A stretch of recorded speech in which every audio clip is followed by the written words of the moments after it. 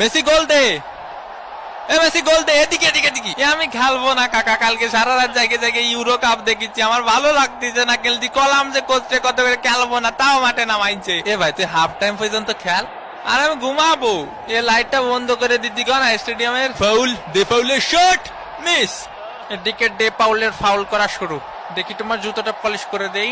এ কাকা, আমি তো ইচ্ছা করে মারিনি, আমি ওইদিকে ছিলাম, বুঝেননি কাকা? আমি তো নিরপরাধ, ও ছিল ওই পাশে, আমি ছিলাম এই পাশে। হয় ওরও কোনো দোষ নেই, তোরও কোনো দোষ নেই, সব দোষ আমার। আমাদের ডে পাউল ফাউল করতেই পারি না। পানি কি খাবো এনে, না আবার ক্যামেরা ধরবে নি? মেসির লম্বা শট, মিস, একটুর জন্য মিস।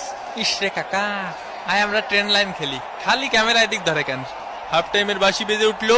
এগুলা কি ভাই? অন্তত 2টা পেনাল্টি দেওয়া উচিত ছিল।